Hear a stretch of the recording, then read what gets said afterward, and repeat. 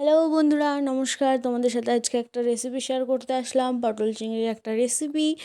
তো তোমাদের প্রথমেই বলি, পটলটাকে ভালো করে ভেজে নিতে হবে, তারপরে আলু আর মাছটাকেও আগে ভেজে নিতে হবে। আর এর মধ্যে তোমাদের আলু, পটল, মাছ সব যদি ভাজাটা কমপ্লিট হয়ে যায়, তারা তেলের উপরে একটু কালো জিরে, শুকনো লঙ্কা, তেজপাতা এবং পেঁয়াজ, যদি তোমরা পেঁয়াজ দিতে পছন্দ করো পেঁয়াজ খেতে দিতে পারো। আর আমি এখানে পেঁয়াজ ব্যবহার করিনি। তেলের উপরে আদা, জিরে, লঙ্কার একটা পেস্ট দিয়ে নিয়েছিলাম, টমেটো ছিল সঙ্গে।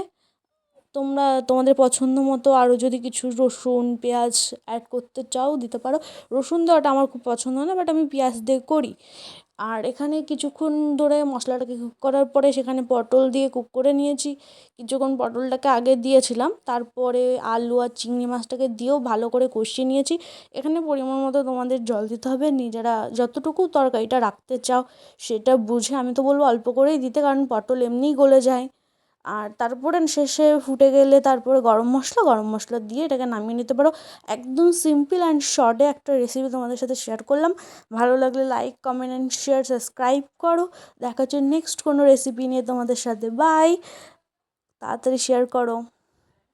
রেসিপিটা কেমন লাগলো কমেন্ট করে সবাই জানিও। তো আজকের মতো দেখা হচ্ছে পরে আবার নেক্সট কোনো ব্লগে। বাই।